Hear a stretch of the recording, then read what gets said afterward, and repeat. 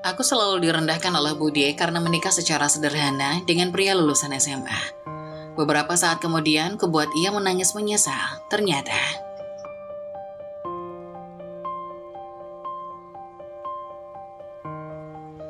aku Nania, anak pertama dari keluarga sederhana yang tinggal di sebuah desa kecil. Kehidupan kami jauh dari kemewahan, bahkan terkadang jauh dari rasa cukup. Ayah dan ibuku adalah petani. Setiap hari mereka bekerja keras di ladang milik kami, menanam padi atau sayuran demi mencukupi kebutuhan keluarga. Tapi hasil dari ladang itu seringkali tidak cukup, terlebih dengan kebutuhan pendidikan dua adikku yang masih duduk di bangku SMP dan SD. Andini, adikku yang pertama, adalah gadis ceria dengan rambut panjang yang selalu diikat tua. Ia sering membantu ibu di dapur setelah pulang sekolah, sedangkan Safira si bungsu masih terlalu kecil untuk mengerti kerasnya hidup. Ia lebih sering menghabiskan waktunya bermain di halaman rumah, menganyam daun kelapa menjadi mainan kecil. Aku berbeda. Aku memilih jalan yang bagi banyak orang dianggap tidak masuk akal. Kuliah. Bagi sebagian besar warga desa, perempuan sepertiku seharusnya cukup membantu orang tua di rumah, menikah muda dan melupakan mimpi-mimpi besarnya. Tapi aku punya keyakinan lain. Kelak aku akan mengubah nasib keluargaku, ucapku pada diri sendiri setiap malam sebelum tidur, sambil menatap atap bambu rumah kami yang penuh tambalan. Setiap pagi aku harus membagi hidupku di antara dua dunia. Dunia pertama adalah kampus, tempat di mana aku mencoba menyerap ilmu sebanyak mungkin dengan harapan masa depan yang lebih baik. Dunia kedua adalah restoran tempatku bekerja paruh waktu. Di sana aku menjadi seorang pelayan, berdiri selama berjam-jam untuk melayani pelanggan yang seringkali bersikap tidak ramah.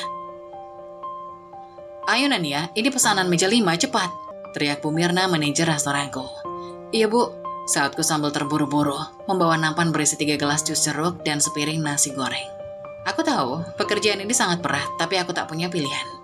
Ayah dan ibu sudah terlalu lelah dengan pekerjaan ladang mereka, dan aku tidak tega meminta uang lebih untuk biaya kuliahku. Aku ingin meringankan beban mereka, meski itu berat berarti pengorbananku untuk waktu istirahatku sendiri. Malam-malamku sering dihabiskan dengan buku-buku tebal yang kubawa dari perpustakaan kampus. Lampu minyak menjadi satu-satunya penerangan di kamar kecilku. Terkadang Safira datang menghampiri, duduk di sebelahku sambil membawa boneka kain yang ia buat sendiri. "Mbak Nania, kenapa kamu harus belajar malam-malam begini?" "Karena Mbak ingin kita punya hidup yang lebih baik, Safira," jawabku sambil mengusap kepalanya. "Tapi Mbak Nania sudah capek kerja seharian, gak apa-apa kalau gak belajar," katanya dengan wajah kekhawatiran. Aku hanya tersenyum.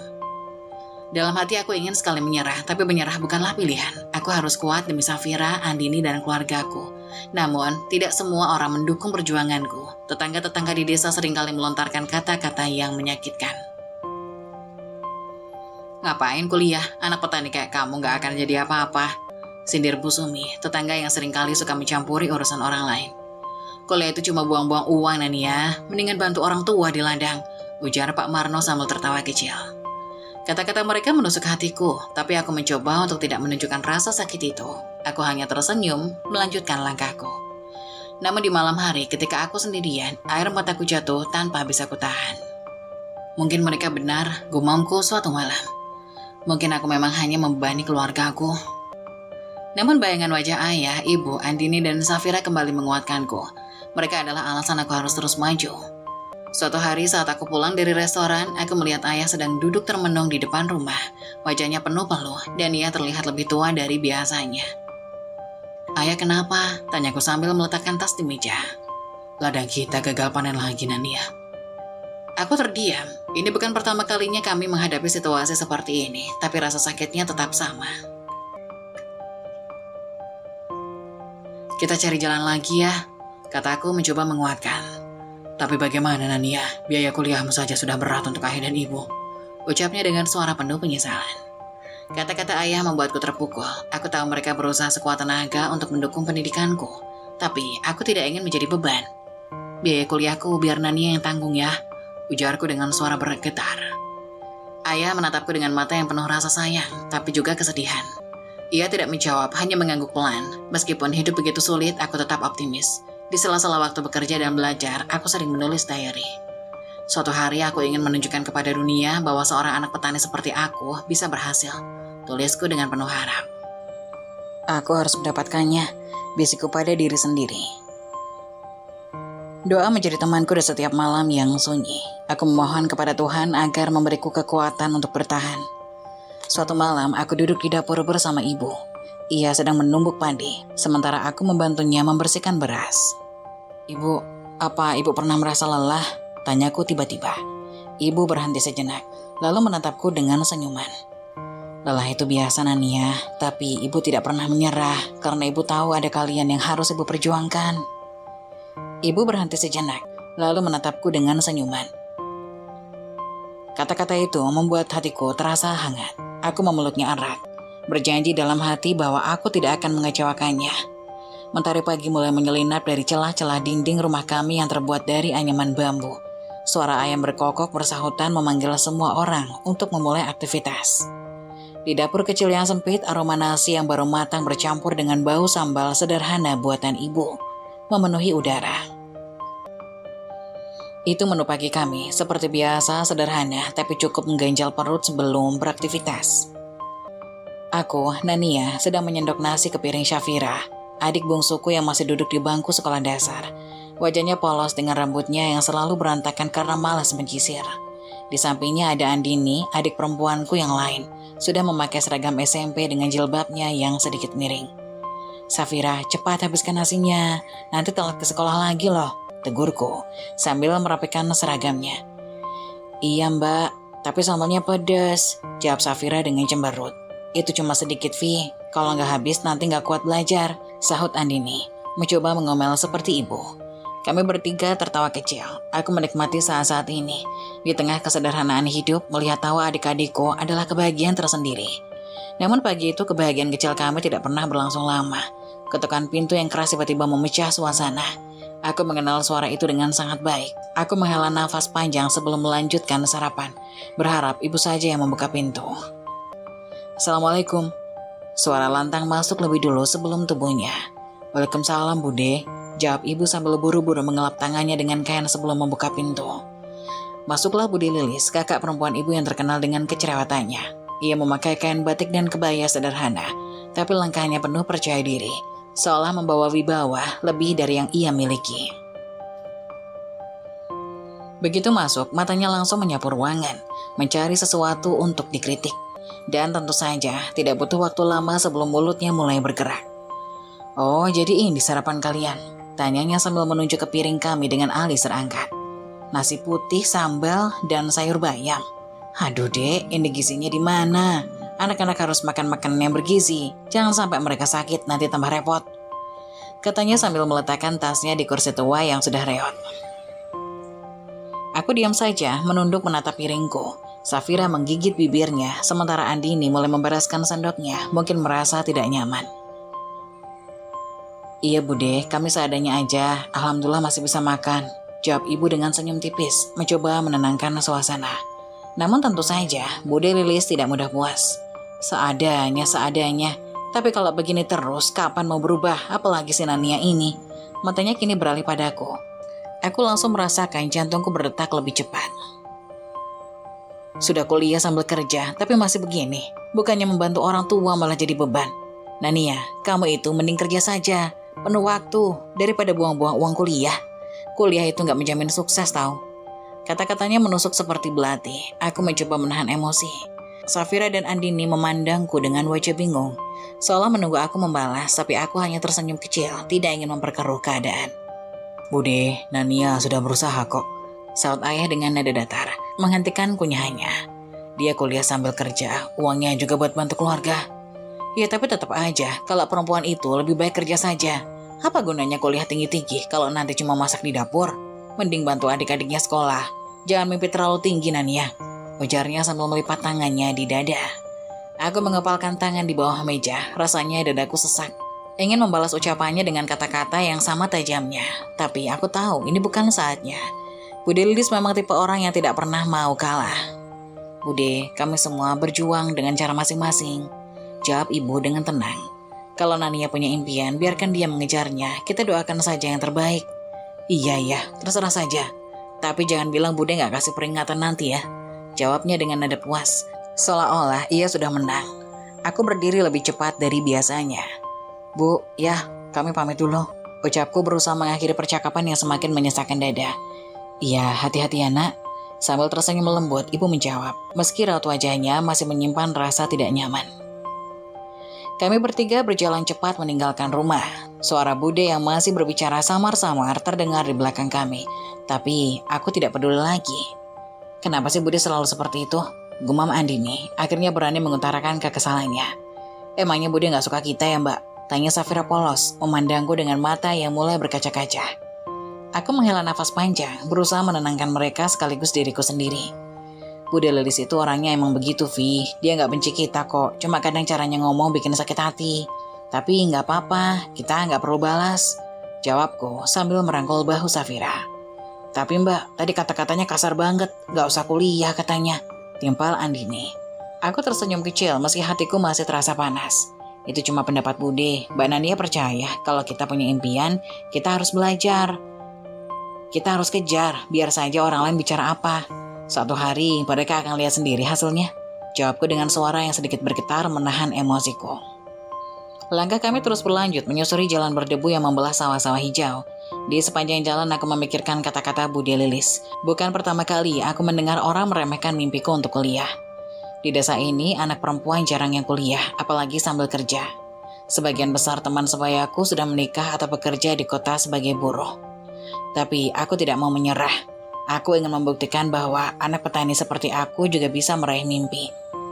Sesampainya di kampus, aku langsung menuju ruang kelas dengan tas berisi buku-buku pinjaman. Pagi ini ada ujian dan aku bertekad untuk memberikan yang terbaik, meski hatiku masih sedikit terluka oleh kata-kata Bude. Saat dosen membagikan kertas ujian, aku menatap soal-soal itu dengan penuh keyakinan. Dalam hati aku berbisik, ini adalah jalanku. Aku akan melangkah apapun yang mereka katakan. Ketika ujian selesai, aku langsung bergegas ke tempat kerja di restoran kecil di sudut kota. Di sana aku kembali menghadapi tantangan baru, melayani pelanggan dengan senyum meski tubuhku mulai lelah. Di sela-sela kesibukan itu, aku selalu teringat pada adik-adikku di rumah. Mereka adalah alasan aku terus berjuang, alasan aku tidak pernah menyerah meski banyak yang meremehkanku. Malam itu, saat pulang dengan langkah lelah dan gaji yang baru saja aku terima, aku memandang langit penuh bintang dan berbisik pada diri sendiri. Satu hari nanti, aku akan buktikan bahwa semua ini tidak sia-sia. Aku akan membuat ibu ayah dan adik-adikku bangga. Hari itu penuh ujian, tapi aku tahu ujian ini hanyalah awal dari perjalanan panjang menuju mimpi yang lebih besar. Perpustakaan kampus selalu menjadi tempat pelarianku.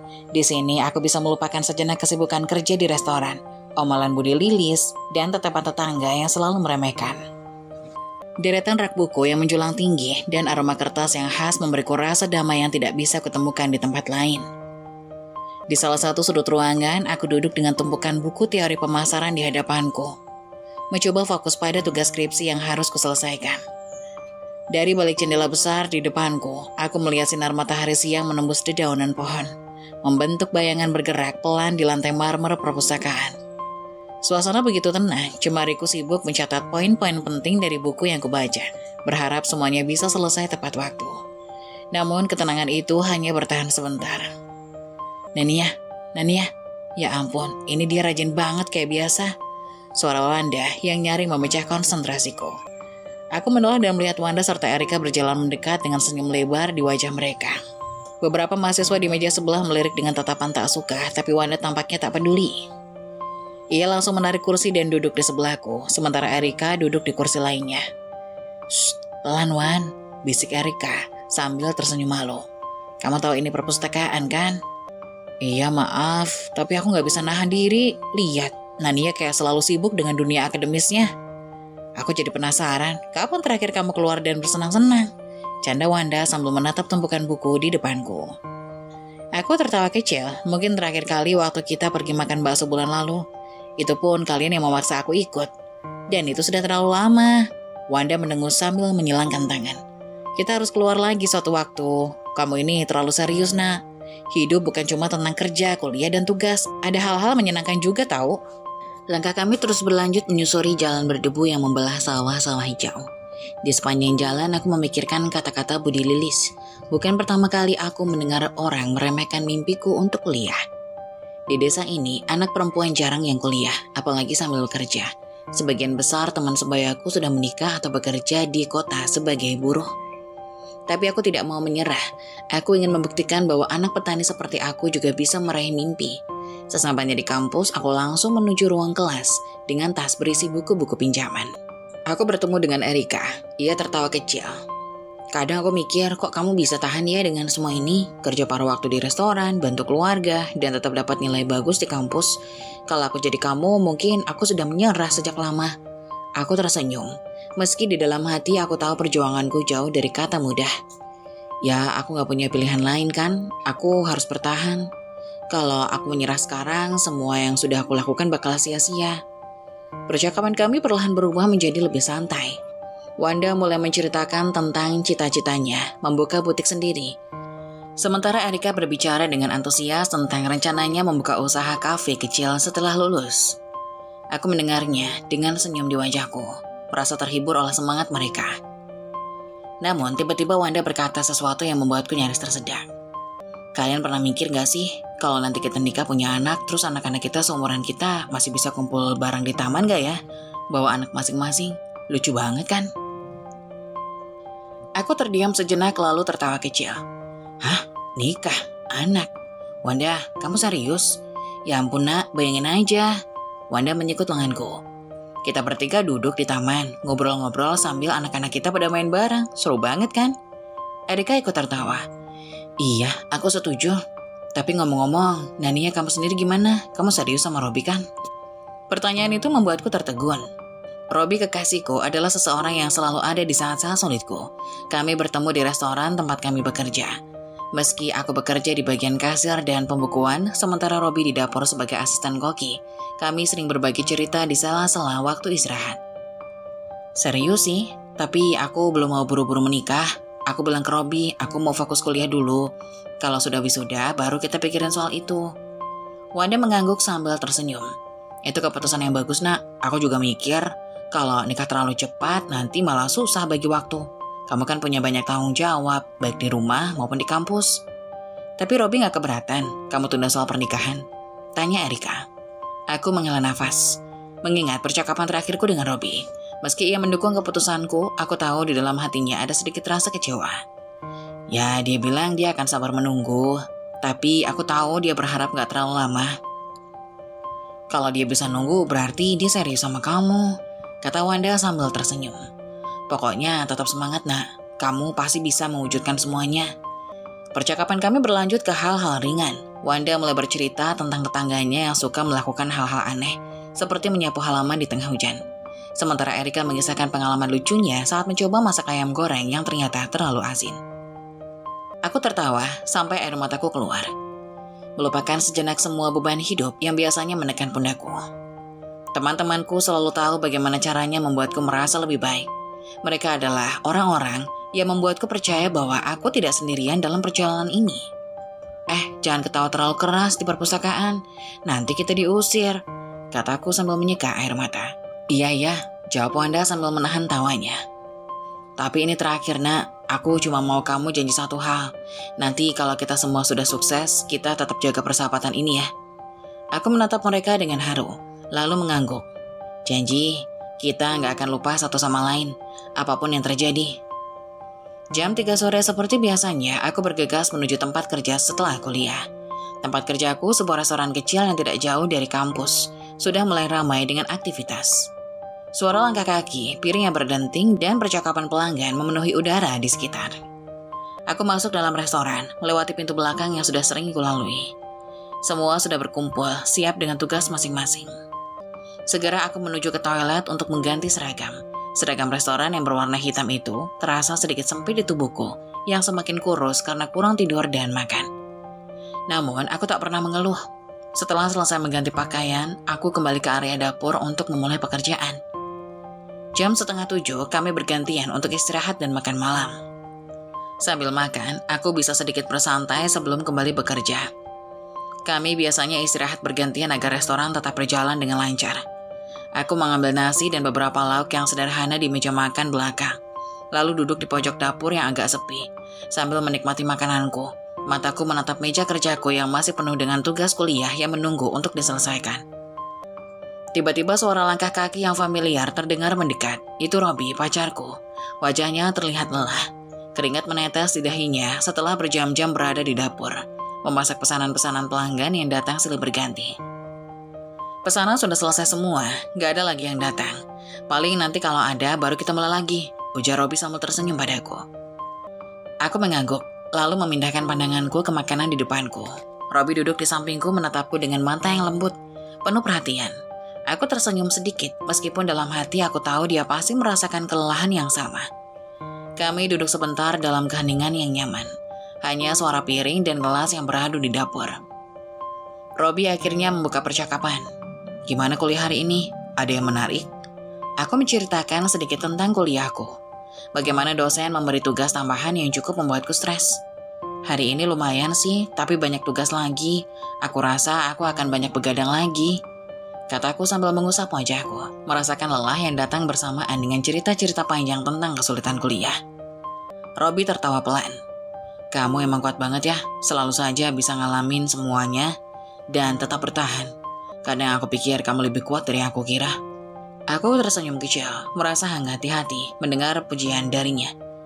Ya, aku juga gak tahu gimana caranya, mungkin karena gak ada pilihan lain.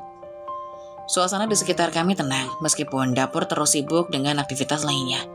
Robi kembali mengalihkan topik pembicaraan. Ngomong-ngomong, tadi aku sempat mikir lagi soal pernikahan, Nak. Kamu masih belum kepikiran buat itu? Aku menghela nafas, mencoba menyusun kata-kata. Pertanyaan ini memang selalu datang dari Robi, dan selalu aku jawab dengan alasan yang sama. Aku gak tahu, Rob. Aku masih fokus sama kuliah, dan aku gak mau terburu-buru soal pernikahan. Aku ingin selesai kuliah dulu, baru kita pikirin. Aku gak mau kamu kecewa. Robi terdiam sejenak, wajahnya berubah serius. Aku bisa melihat ada rasa kecewa yang samar di matanya, meskipun ia mencoba menyembunyikannya. Aku gak kecewa, Nak. Aku hanya ingin yang terbaik untuk kamu. Tapi aku juga berharap kita bisa ada waktu buat ngomongin ini lebih serius. Jangan sampai kita cuma berjalan tanpa arah, karena aku tahu kita berdua gak mudah lagi kan. Aku menunduk. Perasaan campur aduk, aku tahu dia benar. Kami memang tidak mudah lagi. Aku tak ingin mengecewakan Robi, tetapi perasaanku terhadap pernikahan masih belum jelas. Aku belum siap. Aku tahu, Rob, aku janji kita akan berbicara. Tapi mungkin nanti setelah aku wisuda, itu masih jauh kan? Jawabku, berusaha memberi alasan yang bisa diterima. Meski dalam hati, aku sendiri merasa takut menghadapi keputusan besar itu. Robi hanya mengangguk, lalu tersenyum lemah. Oke. Kita bicarakan nanti, Nah. Tapi kalau kamu butuh waktu, aku akan sabar, aku janji. Aku menghela nafas lega, merasa sedikit lebih tenang setelah berbicara dengan Robi. Kami kembali melanjutkan istirahat kami. Sesekali saling bertukar cerita ringan. Tapi aku tahu saat Robi kembali bekerja di dapur, dan aku kembali ke kasir, percakapan itu akan terus terngiang dalam pikiranku. Jam istirahatku pun habis, dan aku tahu saatnya untuk kembali bekerja.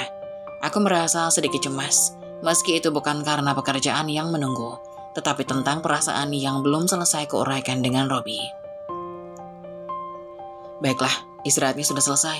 Aku harus kembali ke kasir, kataku sambil bangkit dari tempat duduk. Robi mengangguk dan memberikan senyum tipis. Aku akan terus menunggu, Nak. Kalau kamu siap, kita bisa bicarakan semuanya, katanya, lalu kembali ke dapur, meninggalkanku dengan rasa yang sulit dijelaskan. Aku kembali ke kasir, melanjutkan pekerjaan. Namun di dalam hati, aku tahu bahwa keputusan besar itu tak bisa dihindari selamanya. Namun aku juga berharap aku bisa memberi Robi jawaban yang lebih pasti suatu saat nanti. Setelah aku siap dan setelah perjalanan hidup ini memberi sedikit ruang untuk pemikiran tentang masa depan kami. Jam 10 malam, kami selesai bekerja. Seperti biasa, Robi mengantarku pulang setelah shift kami selesai. Dengan lelah dan langkah yang sedikit terhuyung-huyung karena jam kerja yang panjang, aku merasa sedikit lega karena akhirnya hari itu akan segera berakhir. Kami berdua berjalan menuju motor. Kendaraan yang sudah lama menjadi saksi bisu perjalanan kami. Di sepanjang perjalanan, angin malam yang sejuk seakan menyapu semua rasa penat. Lampu jalan yang redup menyinari jalanan yang gelap. Dan suara motor kami terdengar mengalun lembut, seakan menenangkan pikiran yang sempat terganggu sepanjang hari. Namun meski tubuh terasa lelah, hatiku masih dipenuhi oleh banyak pertanyaan yang belum terjawab. Pikiranku berputar-putar tentang apa yang Robi katakan sebelumnya. Tentang pernikahan dan tentang masa depan. Nah, kamu tahu kan kalau pernikahan itu bukan soal waktu. Bukan soal seberapa banyak kita punya sekarang. Yang penting itu komitmen. Rezeki itu sudah ada yang ngatur, dan kita pasti akan diberikan jalan, kata Robi sambil menatap jalan dengan fokus. Suaranya terdengar dalam, seolah ada makna dalam setiap kata yang dia ucapkan. Aku mengangguk, berusaha mencerna apa yang Robi katakan. Aku tahu dia benar, namun aku masih merasa ragu. Menikah berarti mengambil keputusan besar dan aku tidak bisa melakukannya tanpa berpikir panjang. Aku mengerti bahwa hidup bersama bukan sekedar menyatukan dua orang, tetapi juga menyatukan dua kehidupan, dua impian, dan dua masa depan yang mungkin akan berjalan sangat berbeda. Aku merasa takut akan perubahan itu. Aku tahu, Rob, aku juga mencintaimu, tapi aku juga harus mempertimbangkan keluarga. Aku gak bisa buru-buru. Aku masih ingin membantu orang tua, mengurus adik-adikku. Mereka sangat bergantung padaku. Jawabku pelan, lebih banyak pada diriku sendiri daripada pada Robi. Robi diam sejenak. Mungkin dia memikirkan apa yang aku katakan. Aku bisa merasakan getaran halus dari motor, menandakan bahwa Robi sedang berpikir dalam. Nah, aku mengerti, kamu punya tanggung jawab besar di rumah. Tapi ingat, kamu juga punya hak untuk bahagia. Dan kita ini berdua, kita bisa bantu satu sama lain. Jawab Robi dengan suara lembut namun penuh keyakinan. Aku terdiam. Aku tahu apa yang Robi katakan benar. Kami sudah berjalan bersama cukup lama dan aku mencintainya. Namun di sisi lain, aku merasa ada beban yang tak bisa aku lepaskan begitu saja.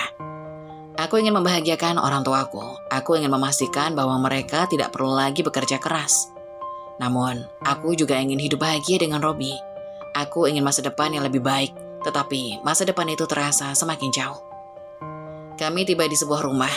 Motor Robi terhenti di depan pagar, dan aku merasa sedikit lega karena perjalanan panjang hari ini akhirnya sampai di rumah. Ketika aku turun dari motor, ayahku sedang duduk di kursi depan rumah, seperti biasa. Saat melihatku turun dari motor, dia langsung berdiri dan membuka pintu. Ada apa, nak? Ayahku bertanya dengan wajah lelah tapi tetap tersenyum. Aku bisa melihat betapa lelahnya ayah. Mungkin setelah seharian bekerja di sawah. Tapi seperti biasa, dia selalu berusaha menunjukkan wajah yang tenang. Meskipun sebenarnya dia kelelahan. Robi sudah pulang, Pak, jawabku sambil tersenyum kecil. Robi segera menyapa ayahku dengan ramah, meskipun aku bisa melihat ada sedikit keraguan di wajahnya. Robi dan ayah memang sudah saling mengenal dan ayah tahu siapa Robi. Seorang pemuda yang bekerja keras dan sangat menghargai keluarga. Malam, Pak, apa kabar? Robi menyapa dengan senyum hangat. Ayahku membalas dengan senyuman kecil, meskipun ada kelelahan yang terlihat di wajahnya. Baik, Rob, bagaimana kerjanya? Ada yang baru? Tanya ayah, seolah ingin tahu lebih banyak tentang apa yang terjadi di restoran tempat kami bekerja. Alhamdulillah, Pak, semuanya lancar. Cuma sedikit ramai tadi, jawab Robi, berusaha tetap sopan dan santai. Aku tahu dia tidak ingin mengganggu ayah dengan banyak cerita, mengingat ayah lebih suka berbicara singkat dan padat. Ayah kemudian menawarkan Robi agar mampir sebentar ke dalam rumah, mengingat sudah lama kami tidak ngobrol, tapi Robi menolak dengan sopan. Makasih, Pak, tapi sudah malam, lain kali saja. Saya sudah harus pulang, jawab Robi sambil tersenyum dan mengangguk. Aku hanya mengangguk, sedikit canggung. Sejak kecil, ayah memang selalu terbiasa untuk menyambut tamu dengan ramah.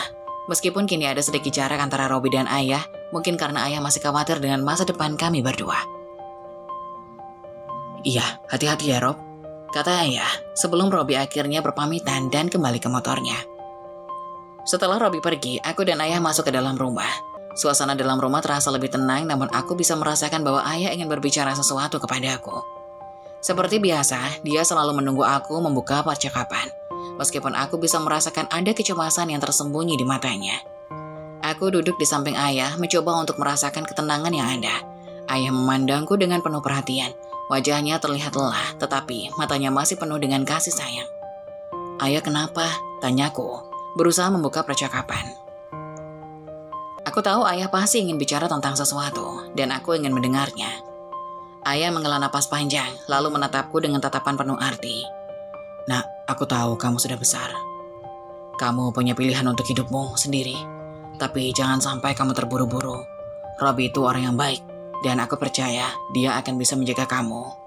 Tapi pernikahan itu bukan hanya soal cinta, nak. Itu soal kesiapan, soal tanggung jawab. Aku terdiam. Aku tahu ayah ingin aku berpikir matang, tetapi hati kecilku masih terasa ragu. Aku tahu ayah, tapi aku juga bingung. Aku ingin membantu orang tua. Aku ingin membuat mereka bangga. Aku gak ingin mengecewakan mereka. Ayah mengangguk perlahan, matanya penuh dengan pemahaman. Kamu tidak perlu mengecewakan kami, nak. kamu sudah melakukan yang terbaik. Tapi jangan lupa, kamu juga punya hak untuk bahagia. Kalau pernikahan itu jalan yang kamu pilih, pastikan itu adalah pilihan yang kamu buat dengan hati. Jangan karena desakan apapun, apalagi karena merasa terbebani. Aku terdiam. Kata-kata ayah begitu mendalam dan aku merasa sedikit lega setelah berbicara dengannya. Meskipun aku masih merasa bingung tentang pernikahan dan masa depan, aku tahu bahwa aku harus lebih mendengarkan hati kecilku. Ayah, makasih. Aku akan berpikir lebih matang. Jawabku pelan, merasa lebih tenang. Ayah tersenyum, lalu meletakkan tangannya di bahuku. Kamu tahu, nak, apapun yang kamu pilih nanti, ayah dan ibu akan selalu mendukungmu. Jangan ragu untuk memilih jalannya. Hidup ini cuma sekali, pilih dengan hati. Dan jangan biarkan orang lain menentukan untukmu. Aku mengangguk, merasa lebih tenang setelah berbicara dengan ayah. Kami duduk bersama beberapa saat, menikmati kesunyian malam yang terasa damai. Meski hatiku masih dipenuhi kebingungan, aku tahu bahwa apapun yang terjadi nanti, aku akan menjalani hidup ini dengan sebaik-baiknya, dan bahwa waktu akan memberikan jawabannya. Minggu pagi adalah waktu yang biasanya aku nantikan, bukan hanya karena libur kuliah, tetapi juga karena suasana rumah yang terasa lebih santai. Tidak ada suara alarm yang membangunkan dengan nada memaksa, dan aku bisa menghabiskan lebih banyak waktu bersama keluarga. Hari itu aku bangun lebih awal dari biasanya untuk membantu ibu di dapur. Andini dan Safira, kedua adikku, sedang duduk di depan televisi sambil tertawa terbahak-bahak menonton kartun favorit mereka. Andini sesekali melempar komentar yang membuat Safira tertawa semakin keras. Aku tersenyum mendengar mereka. Meskipun kepalaku sudah penuh dengan rencana untuk hari itu, membantu ibu, berbincang dengan ayah, dan mungkin menyempatkan diri menata ulang bahan materi kuliahku. Di meja makan, ayah duduk santai dengan secangkir kopi hitam panas di tangan dan sepiring singkong rebus di hadapannya. Ia terlihat menikmati momen tenangnya, mengamati aktivitas kami sambil sesekali menghirup kopinya. Aku membawa piring berisi nasi goreng sederhana untuk sarapan bersama. Dan setelah selesai, aku duduk bersama ayah di sebelahnya, membuka pembicaraan yang sudah lama ingin kusampaikan. Yah, aku sudah kumpulin uang dari kerja paruh waktu di restoran, kataku sambil menatap ayah. Aku kepikiran buat beli motor bekas, gak perlu yang bagus, yang penting bisa jalan. Biar ayah sama ibu gak usah naik sepeda atau kendaraan umum lagi kalau pergi jauh. Ayah menghentikan kunyahannya, menatapku dengan alis yang sedikit terangkat. Motor? Tanyanya singkat, memastikan aku serius. Aku mengangguk. Iya ya. Aku lihat ayah kalau pergi jauh pasti capek naik sepeda, apalagi kalau jalannya menanjak. Kalau ada motor kan lebih mudah buat ayah sama ibu. Ibu yang sedang mengiris bawang di sampingku ikut terdiam. Ia menatapku dengan pandangan penuh rasa sayang, lalu memandang ayah seolah meminta pendapatnya. Tapi Nia, katanya dengan lembut, tabunganmu itu kan lebih baik disimpan untuk pernikahanmu. Kalau kamu sama Robi sudah siap, pasti butuh banyak biaya. Aku tersenyum kecil menatap wajah ibu yang mulai berkerut, karena terlalu sering mengkhawatirkan hal-hal kecil untuk anak-anaknya. Bu, aku sama Robi udah sepakat kalau nanti pernikahan kami sederhana saja. Kami nggak butuh pesta besar. Yang penting cukup untuk sesuai kebutuhan kita. Aku cuma ingin ayah sama ibu lebih nyaman dulu. Ayah menatapku dengan mata yang terlihat berkaca-kaca. Ia tersenyum bangga, meletakkan cangkir kopinya perlahan di meja. Kamu anak yang luar biasa nih ya, katanya dengan suara bergetar. Kalau itu memang maumu, ayah akan cari motor bekas yang sesuai. Terima kasih sudah memikirkan kami, nak. Kami kemudian mulai berdiskusi tentang motor, seperti apa yang cocok untuk keluarga kami. Ibu menyarankan motor matic supaya lebih praktis dan mudah digunakan, baik olehku maupun ayah, biar bisa bawa barang juga kalau ibu ke pasar. Aku mengangguk setuju, dan ayah mengatakan bahwa ia akan bertanya pada teman-temannya apakah ada motor bekas yang bisa dijual murah. Saat kami sedang asik membicarakan rencana itu, suara khas tukang sayur mulai terdengar dari depan rumah. Sayur, sayur, teriaknya dengan nada yang sudah sangat akrab di telinga. Ibu langsung meminta aku keluar untuk membeli lengkuas, bumbu dapur, dan beberapa sayuran sebagai pelengkap masakan. Aku segera mengambil uang dari dompet kecilku dan melangkah keluar. Di depan rumah, ibu-ibu tetangga sudah berkumpul, sibuk memilih sayuran dan bahan lain sambil mengobrol. Aku menyapa mereka dengan sopan. Salah satu dari mereka, Bu Reni, tersenyum padaku dan bertanya, Nia kok di rumah, libur kuliahnya? Iya Bu, ini hari Minggu jadi libur, jawabku sambil tersenyum. Obrolan berjalan ringan hingga tiba-tiba aku melihat sosok yang membuatku mendesah dalam hati. Bude Lilis datang dengan langkah cepat, membawa tas belanja yang terlihat kosong. Aku tahu pasti ada yang akan dibahas olehnya, dan aku sudah bisa menebak arahnya. Nia, kamu di sini juga? Tanyanya dengan nada tinggi yang khas. Kapan kamu mau skripsi? Kapan mau wisuda? Jangan kelamaan kuliah loh. Lihat tuh anak-anak lain. Kayak anak Bude, sekarang sudah kerja di kota. Sudah kirim uang buat orang tua setiap bulan. Kamu ini harusnya jangan cuma jadi beban keluarga. Rasanya seperti ada palu besar yang menghantam dadaku. Aku berusaha tetap tenang, meskipun rasanya semua ibu-ibu yang ada di sana sedang menatapku. Beberapa dari mereka mulai memberikan komentar, mulai membanding-bandingkan diriku dengan anaknya Bude yang katanya berbakti dan selalu memberi uang pada orang tuanya. Aku mencoba tersenyum kecil, menahan semua emosi yang mulai berkumpul di dada. Namun, semuanya menjadi lebih buruk ketika Bude datang ke tempat itu untuk membeli garam yang lupa dibeli. Melihat ibu, Bude Lilis langsung mendekat dan mulai pembicaraan yang baru. Bu Siti, saya sering lihat loh, Nia ini diantar pulang-pulang sama laki-laki. Siapa itu? Jangan sampai nanti ada apa-apa. Zaman sekarang pergaulannya bebas, kita harus hati-hati. Ibu menatap Bude dengan tenang meskipun aku tahu ada sedikit rasa kesal di matanya. Itu Robi, Bude. Dia kerja satu tempat dengan Nia. Anaknya baik, sopan. Gak ada masalah. Jawab ibu dengan suara yang tetap ramah. Namun Bude Lilis tetap ngeyel. Suaranya semakin keras, seolah ingin memastikan semua orang mendengarnya. Ya, tapi tetap saja, kita nggak tahu apa yang mereka lakukan di luar sana. Kalau sudah terlanjur, siapa yang mau tanggung jawab? Jangan sampai nyesel di belakang. Ibu-ibu lain mulai bergumam, menambahkan komentar bahwa aku harus hati-hati dan tidak boleh terlalu bebas. Aku merasa seperti ditelanjangi di depan umum, di pojokan tanpa alasan yang jelas. Dengan nada tegang, namun tegas, aku akhirnya angkat bicara. Bude, saya tahu batasan. Saya masih kuliah, kerja, dan langsung pulang ke rumah. Gak ada waktu buat macam-macam. Dan saya tahu apa yang saya lakukan. Robi itu orang baik, dan kami gak melakukan hal yang tidak-tidak. Saya masih takut dosa, Bude. Namun Bude Lilis tetap bersikeras. Ia kembali membanding-bandingkan diriku dengan anaknya yang ia banggakan. Aku tahu percuma berdebat lebih lama, dan ibu akhirnya memutuskan untuk menyelesaikan belanja dan mengajakku kembali masuk rumah. Di dapur, ibu terlihat murung. Ia mengelus pundakku, mencoba menenangkan. Meskipun aku tahu ia juga merasa kesal. Nia, jangan terlalu dipikirin omongan Bude. Dia memang seperti itu. Suka menghakimi. Kamu gak perlu terlalu khawatir, katanya lembut. Aku mengangguk, namun air mataku kembali menetes. Tak lama, ayah keluar dari kamar mandi dengan wajah santai. Ada apa ini? Tanyanya sambil melihat kami. Ibu menjelaskan semuanya. Dan ayah hanya tersenyum kecil. Sudah biasa, itu memang sifatnya. Jangan dibawa hati, fokus saja sama tujuanmu, Nia. Suatu hari nanti, mereka akan melihat hasil kerja kerasmu. Bukti itu lebih kuat dari 1000 kata. Katanya sambil menepuk pundakku. Kata-kata ayah seperti pelukan hangat yang menenangkan. Aku tersenyum kecil, mengangguk dengan penuh tekad. Aku tahu perjuangan ini masih panjang, tetapi aku tidak akan menyerah. Karena di balik semua cemoohan, ada keyakinan bahwa suatu hari nanti aku bisa membuktikan segalanya dengan hasil yang nyata. Pagi itu terasa berbeda. Ada getaran kecil di dalam diriku yang menandakan bahwa hari ini akan menjadi salah satu hari yang tak terlupakan. Langit biru di luar jendela kamar memberi semangat, meskipun aku tahu tak ada hal yang lebih besar dari perasaan yang sedang kualami saat ini. Skripsiku akhirnya selesai dan diterima oleh dosen pembimbing. Aku tak menyangka bisa berada di titik ini. Semua jeripayah yang kulakukan selama berbulan-bulan akhirnya membuahkan hasil. Kampus tempat ku belajar selama ini, tempat di mana aku menghabiskan waktu bertahun-tahun dengan penuh perjuangan, kini meninggalkan kenangan yang manis. Selama ini aku selalu merasa bahwa tujuan utamaku hanya untuk menyelesaikan pendidikan. Namun saat hari itu tiba, ketika aku menerima berita bahwa skripsiku diterima, aku merasa seperti mimpi yang menjadi kenyataan. Telepon genggamku berdering. Sebuah pesan masuk dari teman-teman sekelasku. Mereka semua memberi ucapan selamat. Aku bisa merasakan kegembiraan mereka. Seolah-olah mereka juga merasakan kebahagiaan yang kualami. Aku tersenyum membaca satu persatu pesan itu.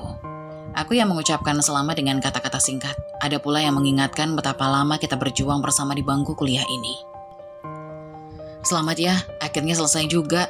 Waktu yang panjang ya, jangan lupa traktir kita nanti. Pesan dari Rina, teman sekelasku yang selalu ceria. Aku membalas pesan mereka satu persatu. Namun, ada satu yang lebih spesial, yaitu pesan dari orang tuaku. Aku belum memberitahukan mereka tentang hasil skripsiku, dan aku merasa ini adalah waktu yang tepat. Segera aku menghubungi ibu dan ayah. Ibu, ayah, aku punya kabar bahagia, kataku dengan suara bergetar penuh harapan. Di sisi telepon terdengar suara ibu yang agak terkejut. Apa itu, nak? Aku diterima, skripsiku diterima, dan wisudaku sudah dijadwalkan. Aku hampir melompat mendengar tanggapan ibu. Alhamdulillah nak, kami sangat bangga. Semoga ini menjadi awal yang baik untuk masa depanmu, jawab ibu dengan suara penuh haru. Kemudian ayah mendengar percakapan itu ikut bicara.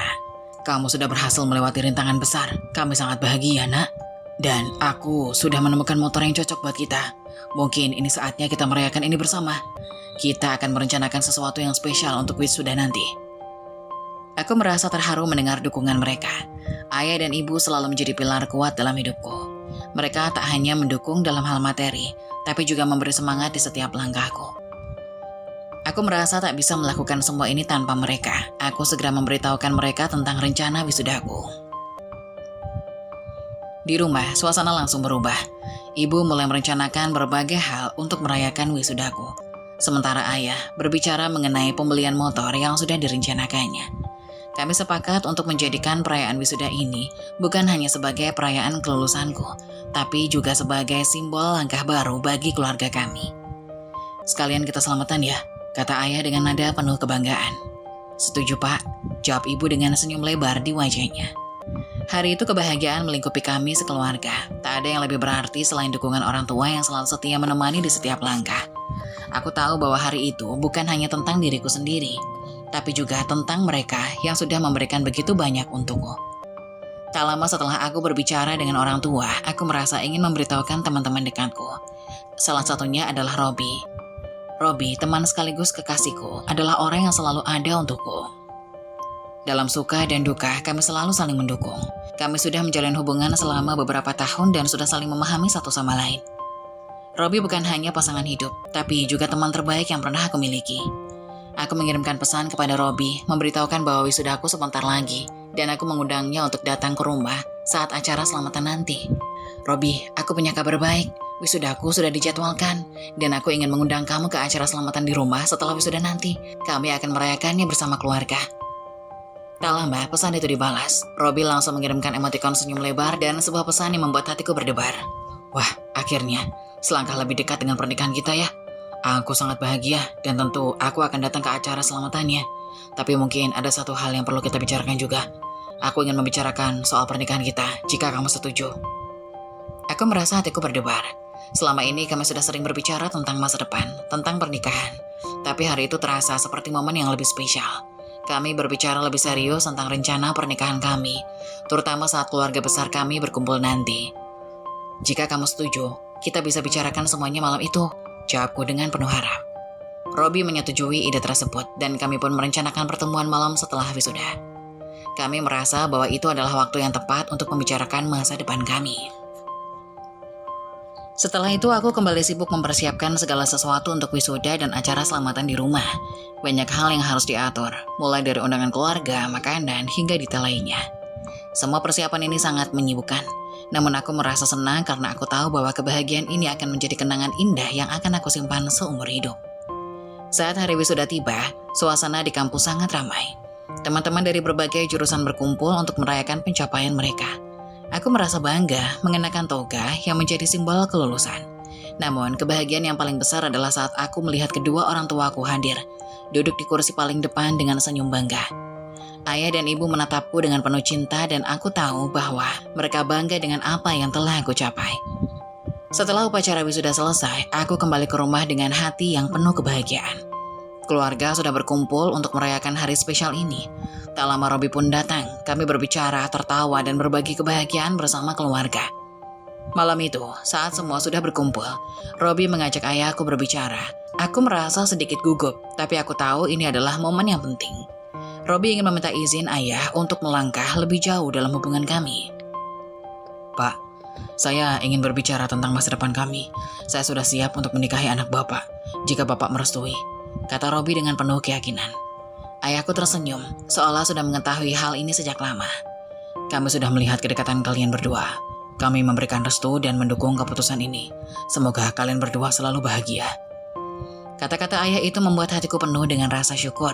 Kami merayakan malam itu dengan penuh sukacita, dan aku merasa bahwa kebahagiaan yang selama ini kudambakan akhirnya datang juga. Sebuah langkah besar menuju masa depan yang cerah, bersama orang-orang yang aku cintai. Malam itu, setelah seluruh keluarga berkumpul, suasana yang semula penuh dengan tawa dan kebahagiaan mulai berubah. Pembicaraan yang ringan dengan rencana pernikahanku dan Robi seakan terhenti sejenak saat Bude, adik ibu yang terkenal dengan kelakuan dan pandangannya yang keras, ikut terlibat. Seperti biasa, Bude tak pernah ragu untuk mengutarakan pendapatnya, bahkan jika itu bisa membuat orang lain merasa tidak nyaman. Malam itu tidak berbeda. Kami sedang membicarakan mengenai rencana pernikahan yang sederhana yang aku dan Robi sepakati dan berlangsung tanpa perayaan megah. Ayah dan ibu sudah memberi restu dan kami merasa cukup dengan perayaan yang hangat dan penuh makna. Namun saat Bude mulai membuka mulut, suasana yang hangat itu berubah menjadi dingin dan tegang. "Jadi kalian berdua berencana menikah ya?" Suara Bude terdengar dengan nada yang agak meremehkan. Dia duduk di sudut ruangan. Matanya melirik kami berdua. Dan senyumnya tipis yang tersungging di bibirnya seolah membawa pesan bahwa dia sudah siap mengkritik apapun yang kami katakan selanjutnya. Aku menahan nafas. Rasanya aku sudah bisa menebak arah pembicaraan ini. Robi yang duduk di sampingku juga tampak agak gelisah, tapi tetap mencoba tenang. "Lalu apa rencananya? Hanya dengan pesta kecil-kecilan ya?" Budi rasa itu nggak cukup. Pernikahan itu harusnya sesuai dengan status. Tahu nggak? Budi berbicara dengan nada penuh ketidaksetujuan. "Jangan jadi norak deh. Kalau menikah itu harus meriah, harus ada kemewahan. Lihat saja, kamu beli motor bekas yang sudah hancur itu, nggak malu?" Aku merasa jantungku berdetak lebih kencang. Kata-kata Budi seolah menusuk hati, mengingatkan aku bahwa pandangan orang lain tentang kami masih jauh dari yang aku harapkan. Robi yang hanya bisa lulusan SMA, menurutnya tidak layak mendapatkan seorang wisudawan sepertiku. Aku bisa merasakannya, ketegangan yang mulai meningkat di udara.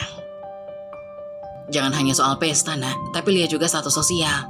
Kamu sebagai seorang wisudawan harusnya bisa mendapatkan pernikahan yang lebih layak. Jangan seperti anak Bude yang terpaksa menikah dengan cara yang sederhana. Karena Bude tahu dia nanti pasti akan menikah dengan pesta yang besar dan mahar yang gede.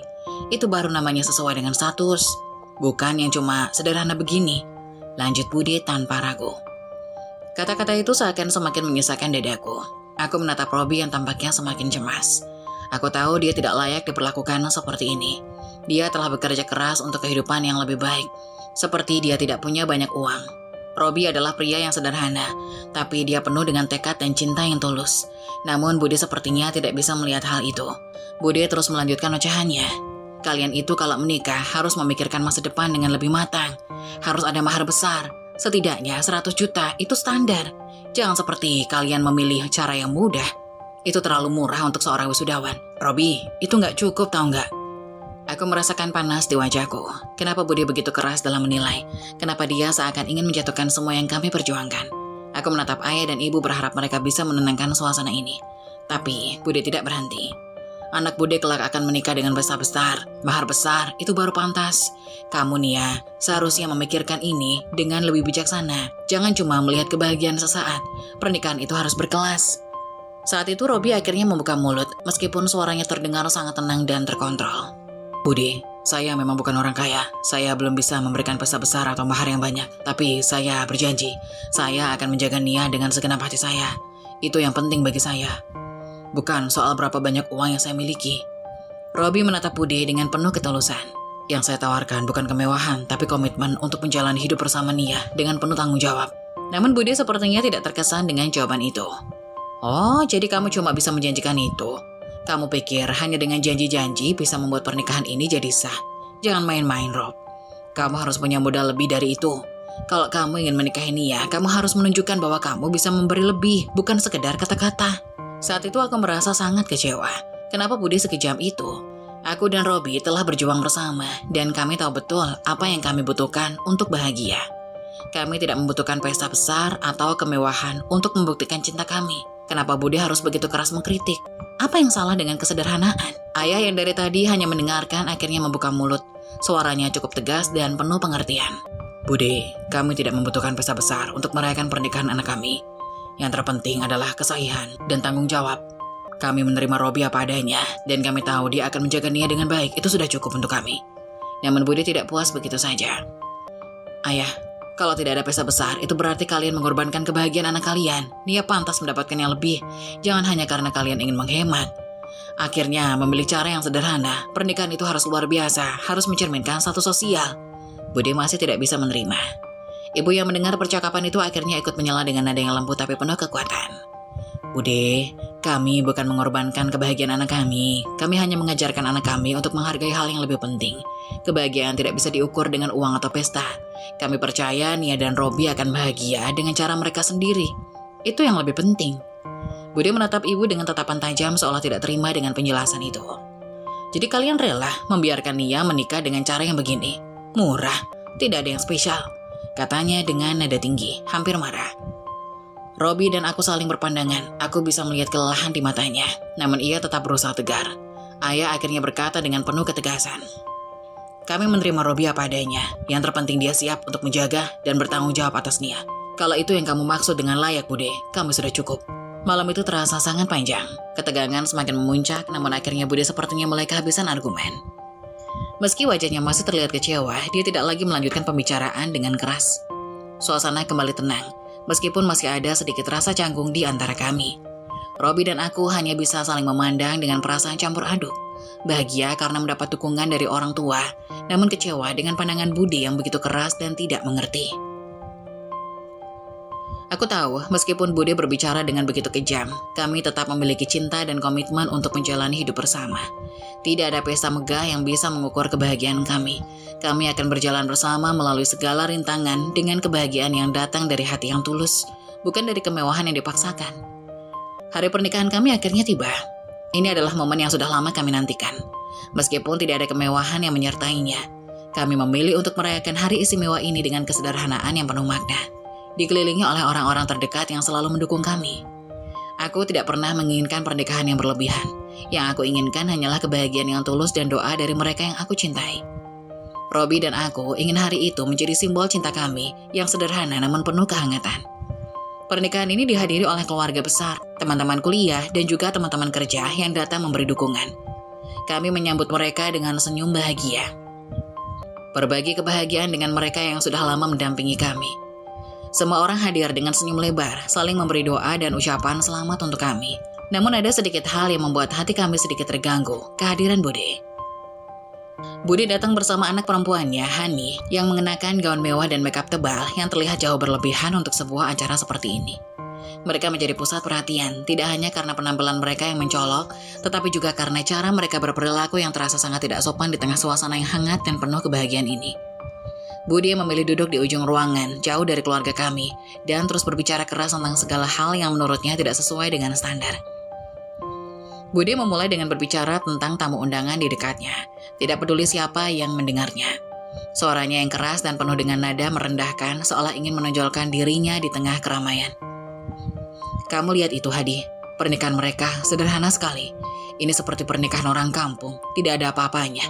Bayangkan, Nia itu seorang wisudawan. Tapi menikah dengan pria biasa, lulusan SMA, tidak ada pesta besar. Hanya perayaan yang seperti ini, katanya dengan nada merendahkan. Aku merasa mataku mulai memanas. Hati mulai sesak mendengarkan kata-kata yang menusuk. Kenapa Budi harus berkata begitu keras mengkritik? Mengapa dia merasa perlu untuk membandingkan pernikahan kami dengan segala kemewahan yang dia anggap sebagai satu-satunya cara untuk bernilai? Robi yang duduk di sampingku hanya menggenggam tanganku, mencoba untuk tetap tenang, meskipun aku bisa melihat kekecewaan di matanya. Budi terus berbicara dengan penuh keyakinan, seolah-olah dia adalah satu-satunya orang yang tahu bagaimana pernikahan yang sesuai standar. Kamu lihat pernikahan ini, dekorasi yang sangat sederhana, makanannya biasa-biasa saja. Kenapa tidak lebih megah? Nia itu seorang wisudawan, harusnya dia pantas menikah dengan cara yang lebih baik. Mengapa memilih pernikahan yang begitu murah? Harusnya dia bisa mendapatkan yang lebih, tidak dengan pria yang bahkan tidak bisa menyediakan pesta besar. Aku mencoba untuk menahan emosi, merasa bahwa semakin lama Budi berbicara semakin sakit hatiku. Tidak hanya sekedar mengkritik, Budi benar-benar mengejek kami. Dia terus memuji anaknya Hani yang duduk di sampingnya mengenakan gaun mewah dan riasan yang sangat mencolok. Anakku ini kelak akan menikah dengan pria yang kaya, bukan seperti ini, tidak ada pesta besar, tidak ada kemewahan. Itu sangat norak, kamu harus tahu Nia, bahwa pernikahanmu ini sangat jauh dari harapan. Anakku kelak pasti akan punya pesta yang jauh lebih megah dan mahar yang jauh lebih besar. Itu baru pantas. Mata kami saling bertemu dan aku bisa merasakan ketegangan di antara kami. Aku tahu Robi sedang berusaha untuk tetap sabar. Aku pun mencoba untuk tetap tenang, meskipun ada amarah yang berkumpul di dadaku. Kenapa Budi tidak bisa melihat bahwa kebahagiaan bukan diukur dari harta atau pesta besar? Kenapa dia begitu terobsesi dengan status sosial dan penampilan? Kami tidak peduli dengan itu. Yang kami pedulikan adalah cinta yang tulus dan kebersamaan. Bude terus berbicara keras tanpa peduli siapa yang mendengarnya. Anakku kelak akan menikah dengan cara yang berbeda. Tidak ada yang murah di pernikahannya. Saya pasti akan memastikan dia mendapatkan yang terbaik. Hani, lihat saja nanti. Tidak ada pernikahan sederhana seperti ini. Kami akan mengadakan pesta besar dengan mahar yang setimpal dengan status sosial. Itu baru sesuai dengan harapan. Bude tidak hanya mengomentari acara kami, dia juga mulai mencela keluarga kami.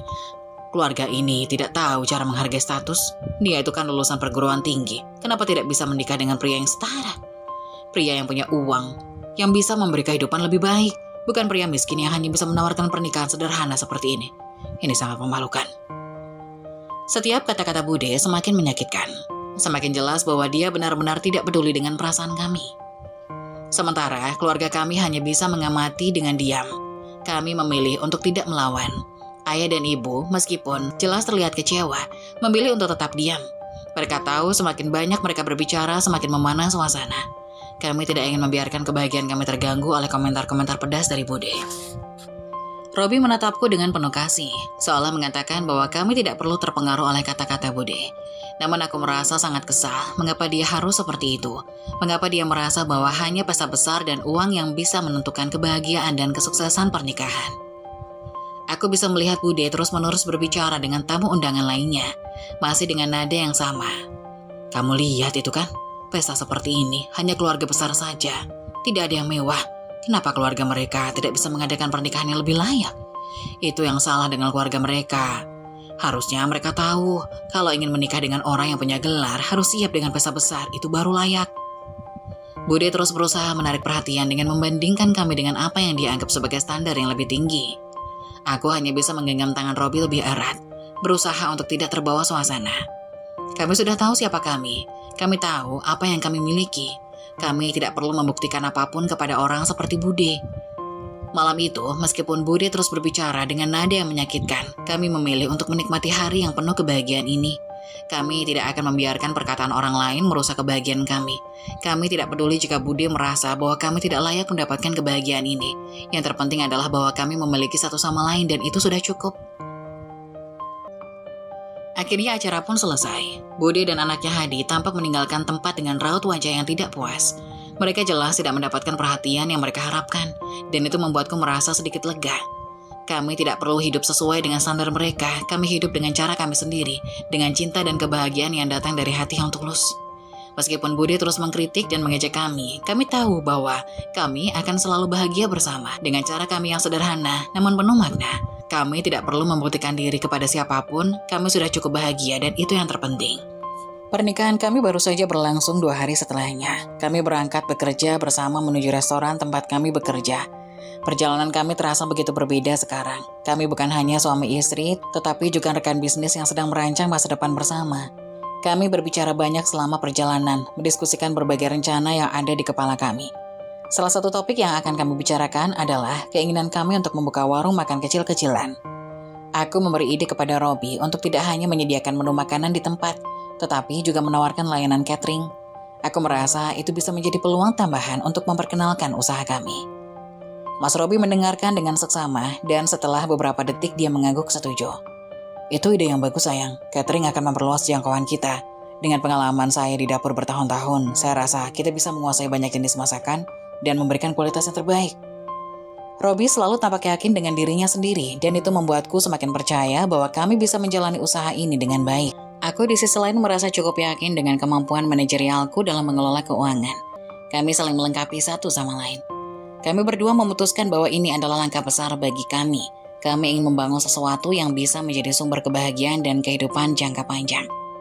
Sepulang dari kerja, kami mulai merencanakan untuk mencari tempat yang cocok untuk membuka usaha.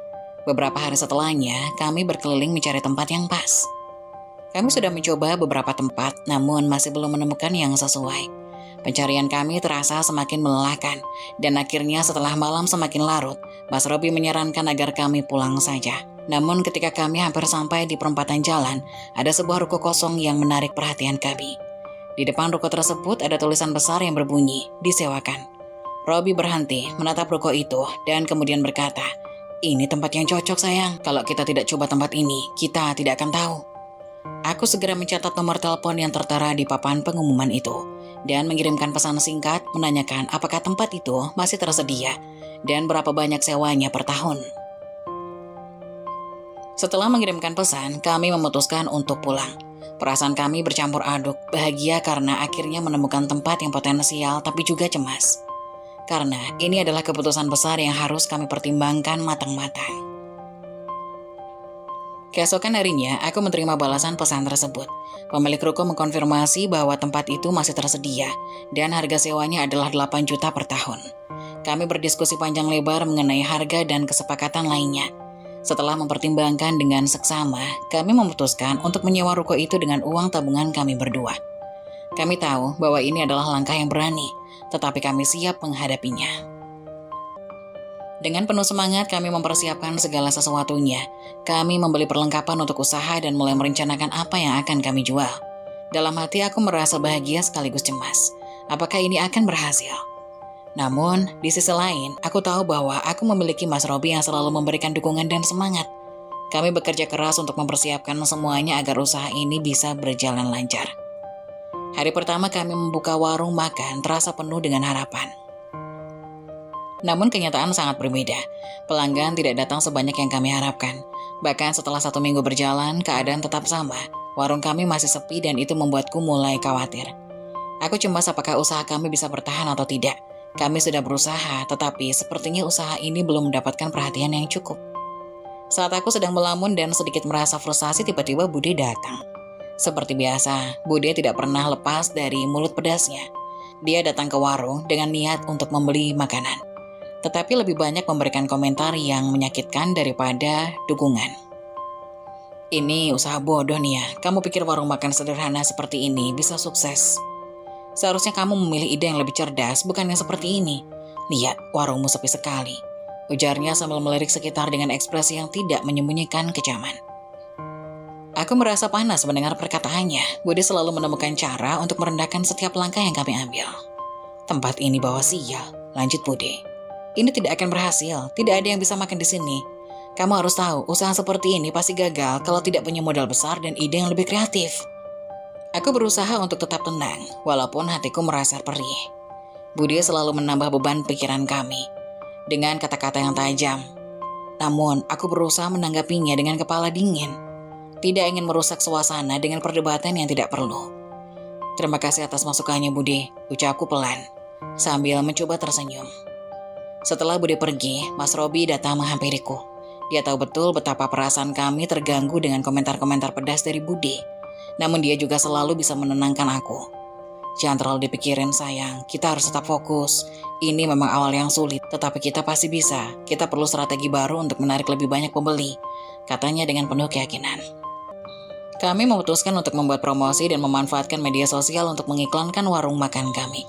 3 hari kemudian akhirnya hasil kerja keras kami mulai terlihat. Pembeli mulai berdatangan. Kami mendapatkan banyak perhatian dari orang-orang yang mengetahui warung kami melalui media sosial. Kami membuat berbagai penawaran menarik, memberikan potongan harga, dan menawarkan menu spesial yang menarik perhatian. Pelan-pelan warung kami semakin ramai dan pelanggan mulai berdatangan. Keberhasilan ini sangat membanggakan kami berdua. Aku merasa sangat bersyukur bisa memiliki Mas Robi yang tidak hanya mendukung, tapi juga memberikan ide-ide kreatif yang membuat usaha kami semakin berkembang. Meskipun perjalanan kami baru dimulai, kami yakin ini adalah langkah yang tepat dan kami akan terus berusaha semaksimal mungkin. Bude mungkin tidak pernah melihat potensinya, tapi kami tahu bahwa kebahagiaan tidak datang dari kata-kata pedas orang lain. Keberhasilan kami adalah hasil dari kerja keras, kesabaran, dan cinta yang kami miliki untuk satu sama lain. Usaha kami semakin berkembang pesat seiring berjalannya waktu. Setiap tantangan yang kami hadapi menjadikan kami lebih kuat dan lebih percaya diri. Dari warung makan kecil yang sepi pelanggan, kami berhasil membangun sebuah usaha yang kini menjadi 6 karyawan yang setia membantu kami. Keberhasilan kami juga menginspirasi kami untuk membuka cabang di lokasi lain yang lebih strategis, dan ternyata keputusan itu membawa dampak yang luar biasa. Cabang baru kami mulai ramai dikunjungi oleh pelanggan dan kami semakin mendapatkan perhatian lebih banyak. Hasil dari usaha kami bukan hanya sekedar keuntungan finansial, tapi juga memberi kami kesempatan untuk memberikan kebahagiaan kepada keluarga.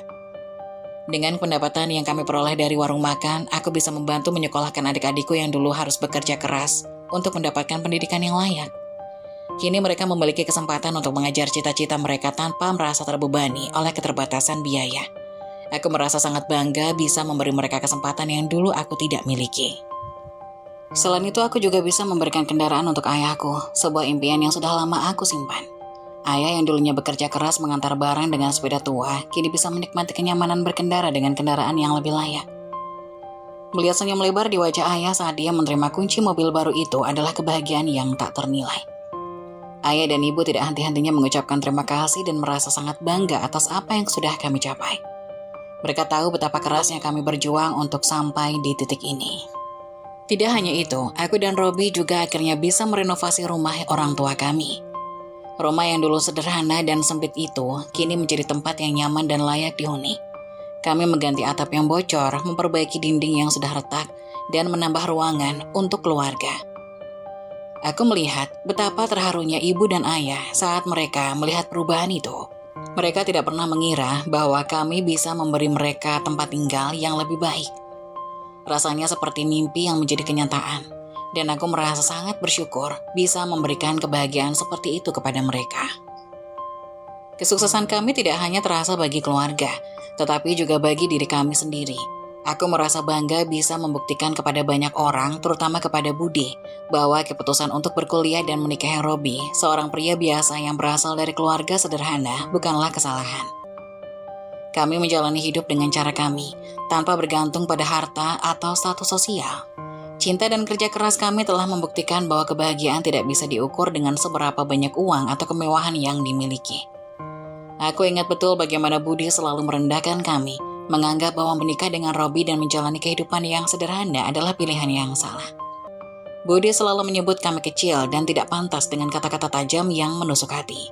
Namun, kini setelah melihat kesuksesan kami, aku bisa dengan bangga mengatakan bahwa kami berhasil. Kami tidak membutuhkan apapun selain usaha, kepercayaan diri, dan dukungan satu sama lain untuk meraih apa yang kami impikan.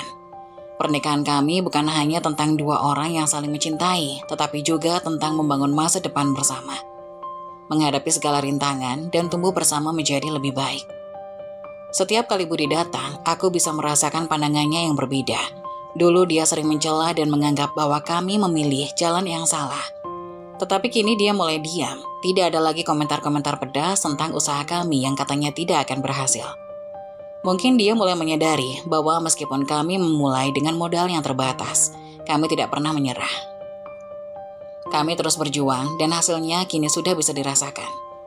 Kami membuktikan bahwa tidak ada yang salah dengan menikahi seseorang yang latar belakangnya sederhana.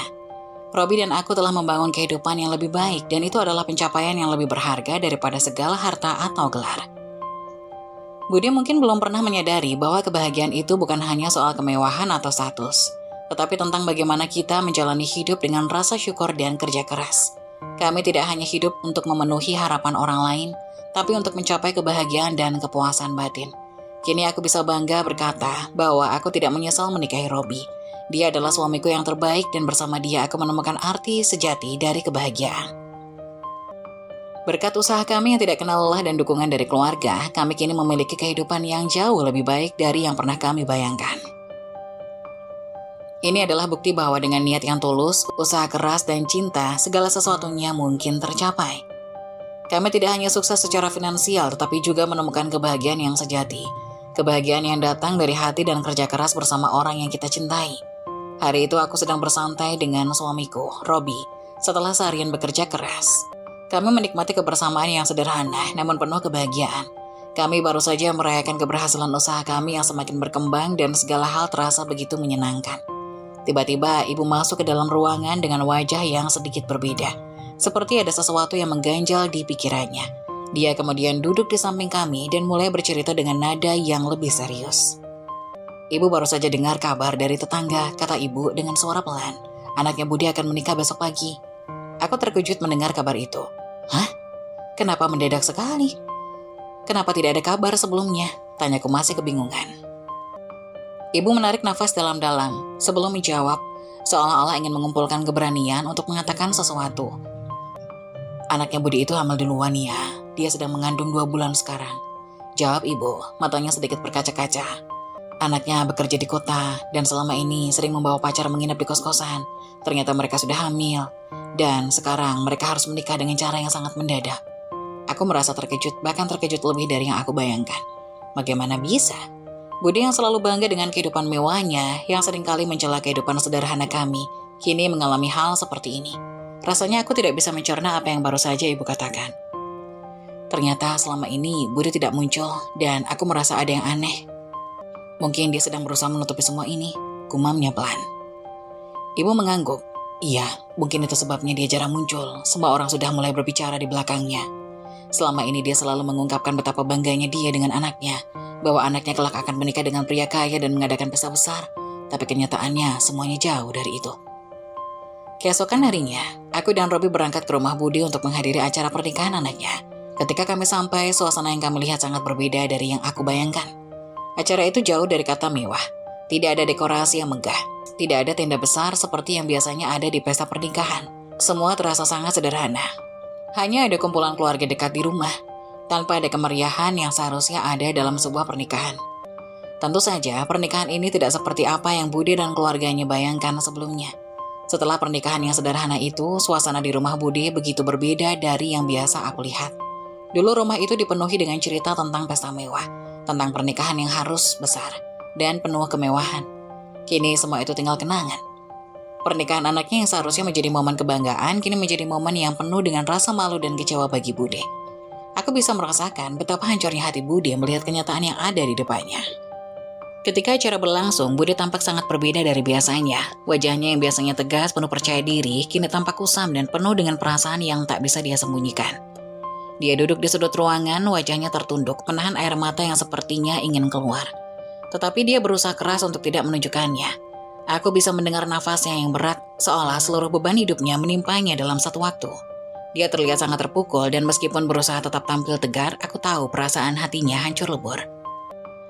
Saat acara pernikahan itu berlangsung, aku melihat bagaimana para tetangga dan kerabat mulai berdatangan. Mereka semua datang dengan rasa penasaran, seolah ingin menyaksikan bagaimana pernikahan anak Budi yang tiba-tiba digelar dengan sangat sederhana. Jauh dari apa yang biasa dia bicarakan. Tidak ada dekorasi yang megah, tidak ada tenda besar, tidak ada kemewahan seperti yang selalu Budi ceritakan sebelumnya. Hanya ada keluarga dan teman-teman terdekat, dan pernikahan itu berjalan dengan sangat sederhana, tanpa riuh kegembiraan yang biasa menyertai sebuah pesta pernikahan. Di antara kerumunan tamu, bisikan-bisikan mulai terdengar. Beberapa orang mulai berbicara dengan nada menghakimi, dan aku bisa merasakan dengan jelas. Lihat, dulu dia selalu membicarakan tentang pernikahan mewah, tentang mahar yang harus banyak, dan pesta yang harus besar. Sekarang pernikahannya justru lebih sederhana. Bahkan hampir tidak ada yang bisa dibanggakan, bisik salah satu tetangga. Aku bisa melihat Budi mendengarnya, dan aku bisa melihat bagaimana wajahnya mulai memerah. Dia berusaha untuk tetap tenang, tetapi aku bisa melihat dia sangat kesulitan menahan perasaan kecewa dan malu yang begitu besar. Ketika acara berlangsung, Budi tampak sangat berbeda dari biasanya. Wajahnya yang biasanya tegas, penuh percaya diri, kini tampak kusam dan penuh dengan perasaan yang tak bisa dia sembunyikan. Dia duduk di sudut ruangan, wajah tertunduk, menahan air mata yang sepertinya ingin keluar. Tapi dia berusaha keras untuk tidak menunjukkannya. Aku bisa mendengar napasnya yang berat, seolah seluruh beban hidupnya menimpanya dalam satu waktu. Dia terlihat sangat terpukul, dan meskipun berusaha tetap tampil tegar, aku tahu perasaan hatinya hancur lebur. Saat acara pernikahan itu berlangsung, aku melihat bagaimana para tetangga dan kerabat mulai berdatangan. Mereka semua datang dengan rasa penasaran, seolah ingin menyaksikan bagaimana pernikahan anak Budi yang tiba-tiba digelar dengan sangat sederhana, jauh dari apa yang bisa ia bicarakan.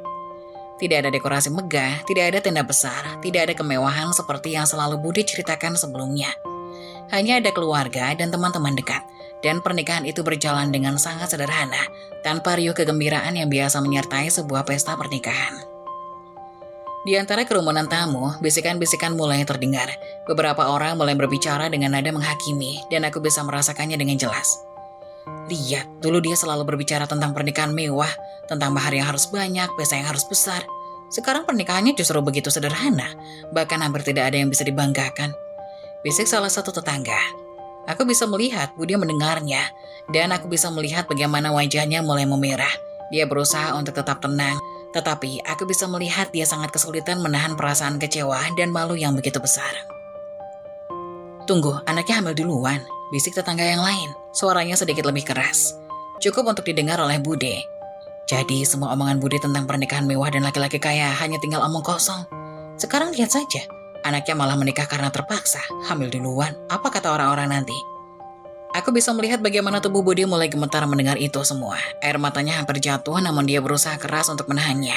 Aku merasa sedikit kasihan padanya, tetapi di sisi lain aku juga merasa puas. Ini adalah pelajaran hidup yang sangat pahit bagi Bude, yang dulu selalu menganggap remeh kami dan membandingkan hidup kami dengan hidupnya yang lebih baik. Kini dia harus merasakan betapa buruknya ketika kenyataan tak sesuai dengan yang dia inginkan. Melihat wajah Bude yang semakin memerah, aku tidak bisa menahan perasaan lega yang sedikit menyelusup. Aku merasa ini adalah karma yang sudah lama menanti. Bude yang dulu selalu mencela kami, merendahkan pilihan hidup kami, kini terjebak dalam situasi yang jauh lebih memalukan dari apa yang pernah kami alami. Dalam hatiku, aku tahu bahwa kami, meskipun hidup sederhana, berhasil mencapai lebih banyak daripada yang dia duga. Kami bekerja keras membangun hidup yang lebih baik, dan melakukannya dengan integritas dan kejujuran, bukan dengan kemewahan semu. Suasana semakin tegang ketika Bude berdiri di kursinya, mencoba untuk menyapa beberapa tamu yang datang. Aku bisa melihat wajahnya yang mulai menunjukkan tanda-tanda kelelahan dan kesedihan yang mendalam. Dia mendekati meja tempat makanan, berbicara dengan tetangga, dan mengenalkan anaknya yang kini terpaksa menikah tanpa persiapan yang matang. Setiap kata yang keluar dari mulut Bude terdengar lebih seperti pembelaan diri daripada kebanggaan, dan aku bisa merasakan betapa hancurnya dia. Ini hanya pernikahan sederhana, tidak seperti yang saya rencanakan, kata Bude dengan suara yang terdengar gemetar, berusaha mengalihkan perhatian dari kenyataan pahit yang harus dia hadapi. Tapi yang penting anak saya sudah menikah dan menyelesaikan masalahnya. Tapi saat Bude berbicara, aku bisa melihat matanya yang mulai berkaca-kaca. Setiap kata yang dia ucapkan seolah menjadi pengakuan atas kegagalan dan kekecewaannya. Beberapa tamu hanya diam menatapnya dengan rasa kasihan, sementara yang lain mulai membuka percakapan dengan sedikit sindiran. Jadi rencananya tidak ada pesta besar?